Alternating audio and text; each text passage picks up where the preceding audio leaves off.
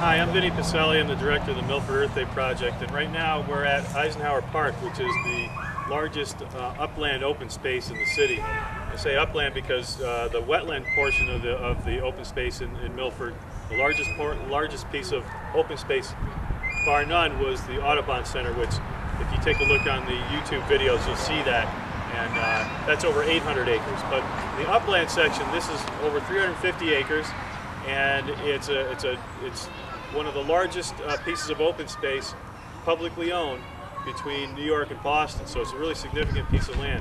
There are a lot of wetlands in here as well, so there's a lot of native habitat that could be restored here as well. When you go around the park, you're going to notice that there's lots of invasive plants here. There's trash as well. There is a lake that is the home of the Eco Lodge.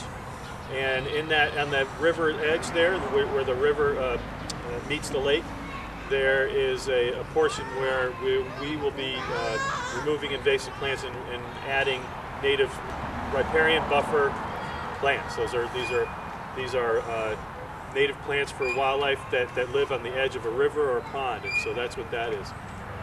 You'll also see a project here, which is the restoration of a blueberry patch. We have a blueberry patch demonstration that needs to be restored. There used to be a big area down here where people would come in and pick blueberries with their families down in the lower part of the park, and that no longer is accessible. So what we did is, we had an Eagle Scout project here to pull apart an area here near the parking lot that had burning bush, which is another invasive plant, not something we want in our parks. We removed that row and we installed a blueberry patch garden as a demonstration. The job on Earth Day will be to restore that. We've got new plans for that. Another project that's going on is the removing of tires at the edge of a field. So we're going to pull those out because that's not what we want in our natural spaces. So we hope to see you here on Earth Day. And we hope that you can join in on one of the 3 projects that are going on here. That would be the blueberry patch restoration, the tire pull, or the planting of the river's edge by the Eco Lodge. Right now we're in a wetland area that used to be the gravel pit, the mining area for local mining area for gravel for I-95 back in the 50s and early 60s. So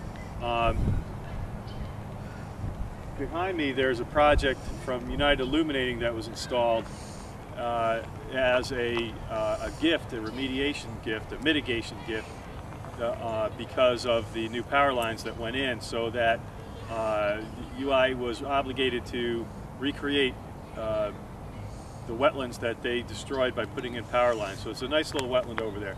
It's a good example of how a native wetland really should be, and you'll see that if you look over there, there is actually an Eagle Scout project there explaining what the project is, and there's lots of netting to keep the deer out because these guys are obligated to maintain their plantings, and the only way to do that is to really keep the deer out. So we have a lot of wetlands in Eisenhower Park, and that's one of them. It's a good example of one. Behind me is just a natural depression that's collecting water. So you know, life goes where water is, and so life has showed up over here as well.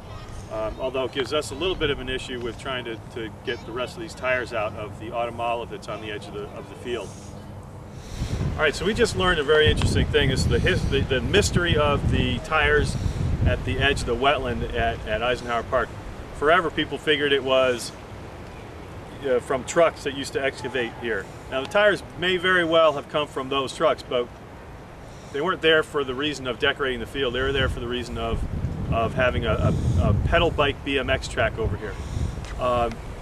And this goes along with some of the information I gave you about you know, where you find the weeds and the invasive plants. They come in where there's a lot of action and a lot of traffic. And you'll see that at the edge of this field, it's completely jammed with multiflora roses and autumn olive and other just trashy stuff.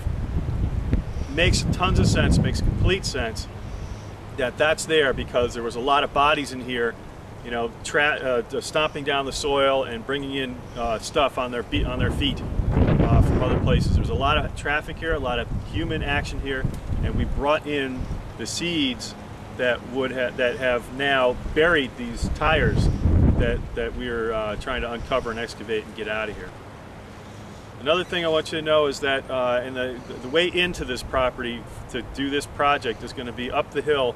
There's another access road, so you probably can't get in it from here because this is such a wet spot.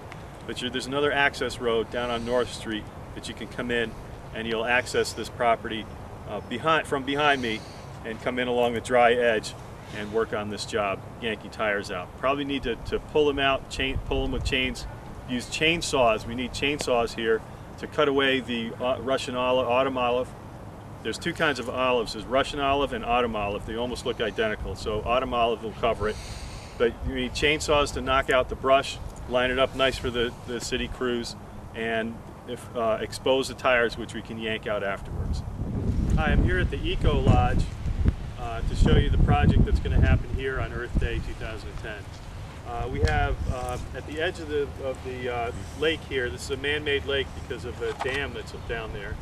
This is the Weepawag River. At the edge of this lake there is grass mowed up to the edge, and that's not a healthy thing, it's not a natural thing for the water because we get erosion into the lake, and in homeowner situations you also get your fertilizers will wash in. Another important thing here is to know that when you do have lawns that are mowed up to the edge of the water, you get things like Canada geese that will just invade you. They are also, geese are actually an invasive wildlife creature that we have here that are a problem in Connecticut. So what we want to do here is restore part of the riverbank here, part of the lakeside shelf here with native plants. And right here I have a plant called red chokeberry, and it's a native wetland plant that belongs on the riverbank. And what we'll do is you get plugs of these, get them for like $2, and you'll use a small shovel and you'll install it up to the level where it was growing naturally in the tray.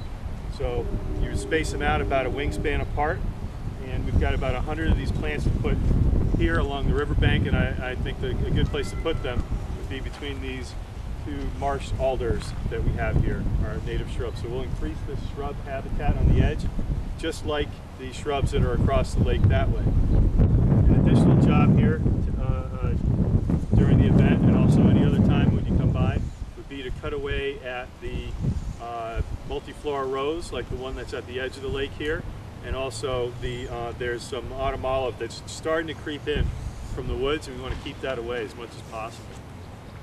Another thing too is we want to make sure that we mark the area off very clearly, maybe with some string and some stakes, so that the parks guys who come to mow won't just destroy the whole area and ruin it for us. So, but I'm sure they'll be happy to have us here, and they'll respect our work, and they'll be happy to have the help. It's just that we're gonna work together and keep the communications open.